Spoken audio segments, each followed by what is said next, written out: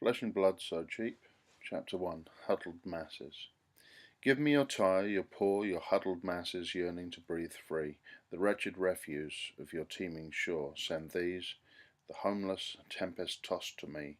I lift my lamp beside the golden door. Emma Lazarus, The New Colossus, 1883, inscription on the pedestal of the Statue of Liberty. Immigration, Old and New. In the spring of 1903, Sadie Frown, aged 13, and her mother sailed into New York Harbor aboard a steamship crowded with immigrants from Europe. Finally, their voyage had ended. As the passengers gathered on deck, Sadie recalled, they marveled at a giant green figure that seemed to rise out of the water. She never forgot the big woman with the spikes on her head and the lamp that is lighted at night in her hand. The lamp, sorry. Thus, the Statue of Liberty welcomed the newcomers to the United States, and they prayed to a better life. Although America has always been a land of hope, immigrants have come from different places at different times for different reasons. This has led historians to divide immigration into two phases, old and new. The old immigration began in colonial times, more than a century before the United States existed as an independent nation. Over the generations, immigrants came from Western and Northern Europe, England, Scotland, Ireland, Holland, Germany, Norway, Sweden, Denmark. Except for Irish Catholics, most old immigrants were of the Protestant faith and could read and write their native language. Despite hardships, these people soon found their place in America. The shift from the old to the new immigration began in the 1880s. While immigrants continued to arrive from the familiar places, a flood of humanity also came from southern and eastern Europe, Italy, Greece, Hungary, Romania, Poland, Russia. By 1910, people from these countries made up 7 out of 10 immigrants entering the United States, chiefly through New York City. Of these, the vast majority were Italians, mainly Catholic, and Jews from Russia. Because nearly all the victims of the Triangle Fire were from these two groups, we must look at them closely. The land time forgot. Educated Americans had always admired Italy as a land of beauty and culture.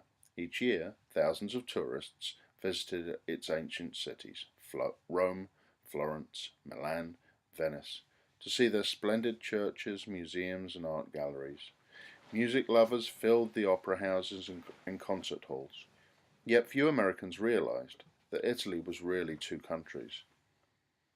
Northern Italy, the area tourists favored, was more advanced economically than the southern areas. The nation's industries, banks, and major businesses were based in the north. Since the government was in Rome, the capital, northerners made the laws, controlled the courts, and commanded the police. For them, the south was little more than an uncivilized country, an extension of Africa. Southern Italy forms the heel and toe of the Italian boot. Heel, toe. The boot, in turn, kicks Sicily, an Italian island in the Mediterranean Sea. Known as the land time forgot, the south was a region of small farms and villages that lagged behind the industrial north in all things but la miseria, misery. Misery ruled southern Italy. The majority of its people were among the poorest in Europe. Peasants or farmers did not own the land, but worked tiny parcels rented from wealthy landlords, chiefly nobles and northern businessmen. Landlords demanded high rents, so peasants could not afford to buy fertilizer or machinery. Instead, they tilled the soil with hand plows and hoes that were old when their grandparents were children. Peasant families were large and worked together, including children who were given small chores nearly from the moment they could walk. Youngsters attended school briefly, if at all, for they had to help in the fields. Large families lived in tiny, cramped cottages, merely shacks with earthen floors, typically shared with a prized goat or rooster. Northerners had little respect for Southerners, nicknamed black Italians in a racist epithet meant to show their inferiority. They called Sicilians Africans.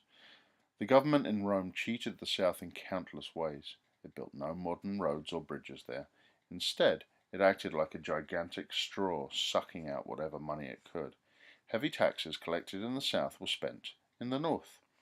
Worse, justice was a cruel farce. If wronged by a landlord, a peasant was out of luck. Courts and police served the landlord. This in turn made peasants cynical, convinced others acted only for selfish reasons. That's cynical. Proverbs expressed their outrage. The gallows is for the poor man, the law courts for the fool. The law works against people. The fat pig pays no taxes. If one person killed another, the victim's family took justice into its own hands, vowing to wash blood with blood. Mother Nature herself seemed to turn against the land time forgot. Massive cutting down of forests for firewood and building materials harmed the environment. Without tree roots to hold the soil in place, rain washed away fertile soil, causing crop failure and hunger. Elsewhere, swamps formed. Mosquitoes breed in swamps. If a certain species of mosquito bites a person, it may inject a microscopic organism that causes malaria. This disease has killed more people than all history's wars, famines, and natural disasters combined. By the 1880s, malaria had become epidemic in southern Italy. Disasters birthed from within the earth too. In 1905, earthquakes shook the region, collapsing buildings and burying their inhabitants under the rubble.